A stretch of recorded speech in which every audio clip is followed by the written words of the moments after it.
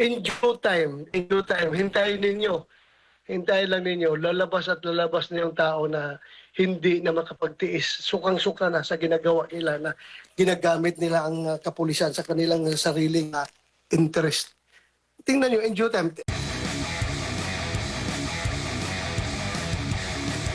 May pinasabok o may sinabi ka before na may mga opisyal ng gobyerno na banggit ka, na monitor natin si Speaker at yung isang kongresista pa na kasama doon sa na kumakausap sa mga kasamahan po ninyo para tumistigo laban po sa dating Pangulong Duterte. Pwede ho ba ninyong maidetalye po ito ulit dito sa ating programa, Senator? Well, as I've said, yung aking very reliable information, nagsasabi na itong apat na kasama ko klaruhin ko, itong apat na kasama ko na imbisigan ng SEC, dalawa sa kanila ang kinausap, ang isa hindi pa personal nakausap dahil merong go-between na pinapakausap sa kanya, at yung isa ay hindi kinausap. So meaning to say, ang actual na nakausap ay dalawa lang. Dalawa ang actual na nakausap. At yun nga, klaro, during all those separate instances, doon nga, inamin naman nila. Doon sa bahay ni Speaker Speaker Romualdez. Andoon si Speaker Romualdez sa yung malaking pinakamalaking kontraktor sa Pilipinas na siya rin ang may hawak ng yung Appropriations Committee ng House of Representatives.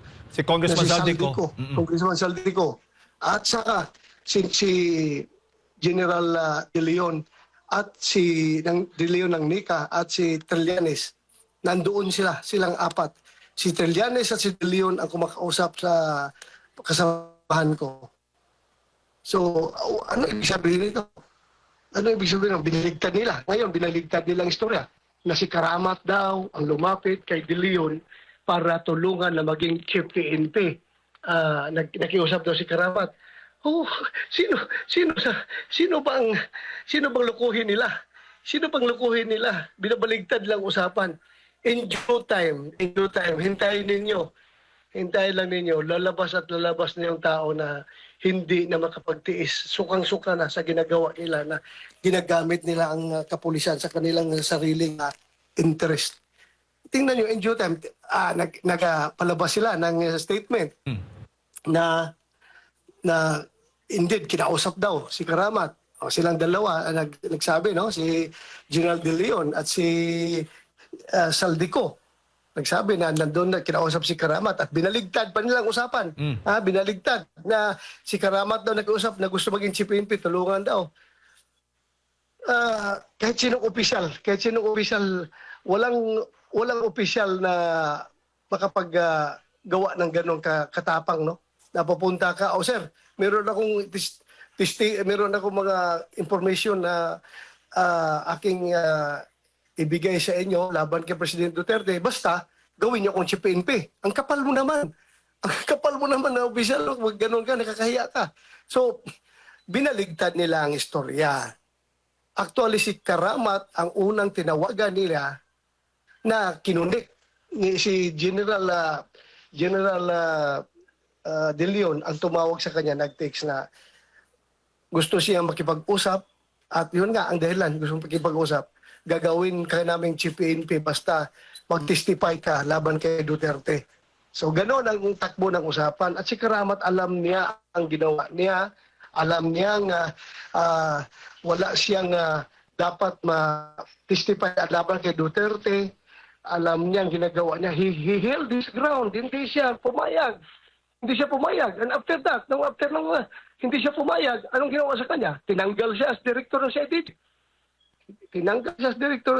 Nung hindi siya pumayag. So ano ngayon? Sino ang nagsinungaling? In due time, malalaman ng taong bayan kung ano talaga was the real score. Mahirap yung gusto nating itago ang katotohanan ba? Yes. Ako naman nagsasalita lang ako para sa katotohanan. Ayaw ko magloko ng tao. Ayaw kong magsinungaling. Since maliit pa ako, ayaw ko magsinungaling. At ito sinasabi ko katotohanan. At ngayon, dinidistort nila ang katotohanan. At ayaw pa lang aminin na kasama si Trillanes nung usapan na yun. Di ba? Ayaw nilang sabihin na kasama si Trillanes dahil nahihiya sila na ginagamit nila si Trillanes as attack dog laban kay Duterte. Ganon sila ka-desperate na siraan ang Duterte administration. Gumamit sila ng tao na alam nilang napakataksil na tao yan, napaka-traidor na tao yan, ginamit pa rin nila. Hindi nila alam, pagdating na panahon, sila rin ang tataksilan ni Trillanes. Hindi nila na-realize yan. Sige, gamitin niyo si Trillanes at pagdating ng araw, kayo rin ang tataksilin yan. Ayaw nila, hindi nila matanggap-tanggap. Ayaw nilang aminin na kasama si Trillanes eh. Nahihiya sila dahil talagang makikita kung ano ang motibo behind dito sa kanilang effort na makakuha ng mga testigo laban sa amin ni Pangulong Duterte sa ICC. Ganon sila ka-desperate. At nagugulat din yung mga kababayan natin dito, Senator, bakit daw mismong ang speaker ng Kamara at isang kongresista ay kabilang doon sa nakikipag-usap. Sino ba ang nag-utos sa kanila para dito ay magsagawa? At kausapin yung mga opisyal na kasamahan po ninyo upang tumistigo nga laban po sa inyo at maging sa dating Pangulo. Kaya nga. Kung ako si Karamat, gusto kong maging si PNP, no? As they allege, as they twist the truth, as they are twisting the truth right now, pinapalabas nila ganun. Kung ako si Karamat, bakit ako doon sa Speaker of the House makikiusap na mo akong si PNP? Bakit doon ako? Bakit hindi ako direkta doon sa Malacanang? Doon ako makiusap. Kasi separate man kaya, independent man kaya ang legislature at saka yung Malacanang. They have may separation of powers tayo. Ang Kongreso hindi dapat makialam sa powers ng Malacanang. Ang Malacanang hindi dapat makialam sa powers ng Kongreso.